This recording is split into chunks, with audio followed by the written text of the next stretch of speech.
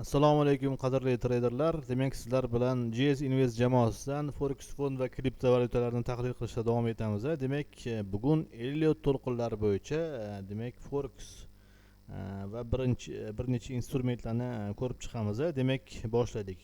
Yevro dollar grafiki bilan boshlaymiz. Demak, yevro dollar grafikida D1 grafikiga o'taman men sразу. Demak, D1 grafikida предполагаемый, ya'ni kutilayotgan uchburchak kutyapman men. Demak, mana bu demak verchniy demak liniyasi, mana bu nижний liniyasi. Mana bu demak A, B, demak hozir S to'lqin ketyapti. Demak, A, B bozori S to'lqinga va undan keyin bozori demak D to'lqinga yana pastga tushishini demak taxmin qilyapman. Undan keyin demak yana Y to'lqinga, demak krupniy D1 grafikida uchburchak ketyapti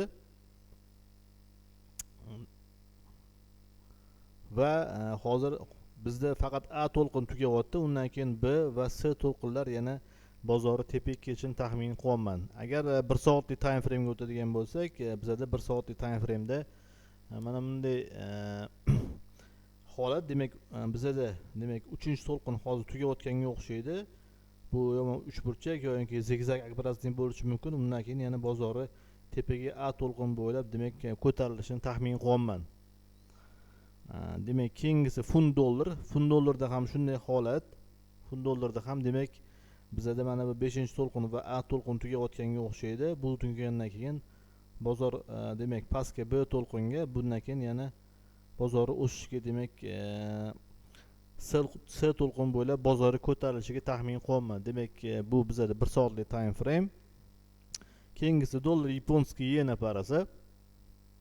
Dollar yaponskiy yena parasida bizda 1 soatlik H1 da demak предполагаемый taxminim bo'yicha uchburchak demak shakllanyapti. Bu yoqda ham demak bizda A, B, C, D, Y va undan keyin yana bozori mana bu S to'lqin bo'ylab ko'tarilishiga taxmin qilyapman. Hozircha ahamiyat berishingiz mumkin. Bizda mana klinoobrazniy demak ABC to'lqin demak yorib o'tilyapti menimcha va yana ozgina ko'tarilgandan keyin bozor taxminim bo'yicha D to'lqiniga borish kerak va Y, S to'lqinlariga tepaga ketishi taxmin qilyapman. Demak, keyingisi dollar shvetsarskiy frank. Demak, dollar shvetsarskiy frankda bizda mana bunday holat bo'lyapti. Demak, D1 grafikida только A to'lqin tugayapti va orqaga krupniy korreksiya kutyapman. B to'lqin bo'ylab, B'dan keyin yana bozori pastga ketishiga, demak S to'lqin bo'ylab ketishiga taxmin qilyapman. Demak, 1 soatlik time frame da hozircha bizda mana bu 5 to'lqin tugagan ko'rinadi, lekin hali krupniy korreksiya yo'q. Buning uchun bizda полноценный impulsный движение demak bo'lishi kerak. O'shanda bizda 1-to'lqin bo'ladi va orqaga korreksiyadan keyin bozor yana o'sha krupniy S to'lqinga ko'tarilishini taxmin qilyapman. Demak, kuzatishda davom etamiz. Keyingisi demak sразу tillaga o'tamiz. Tillada demak bizda ham demak taxminim bo'yicha uchburchak shakllanyapti.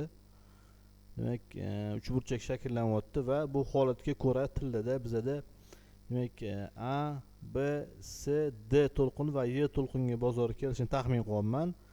Va bundan so'ng agar kuzatamiz, D to'lqin maksimum buziladigan bo'lsa, bozor уже 3600 ga chiqib ketishi mumkin. Tillada demak 1 soatlik time frame da demak konsolidatsiya holati va uchburchagimiz shakllanyapti. Demak, keyingisi Bitcoinga o'tamiz. Bitcoinda demak bizda taxminim bo'yicha mana bu 1-to'lqin yakunlangan ko'rinadi. 4-to'lqindan keyin va 2-to'lqin va hozircha Bitcoin yana o'sha 110 ming dollar demak обновить qilishi mumkin. Agar D1 grafikiga o'tadigan bo'lsak, D1 grafikida bizda mana bunday holat bo'lyapti hozir. Va bizda hozir 5-to'lqin demak yakunlanishini taxminim bor. U krupniy 5-to'lqin bo'yicha va undan keyin orqaga qanaqadir серьезный korreksiya bo'lishi mumkin. Va o'sha 1-to'lqin bo'yicha demak to есть H1 grafiki bo'yicha 1 va 2-to'lqinlar tugagan bo'lishi mumkin va shundan so'ng bozor korreksiyadan keyin yana o'sishda davom etishini kuzatishimiz mumkin taxminim bo'yicha. Va keyingisi bizda demak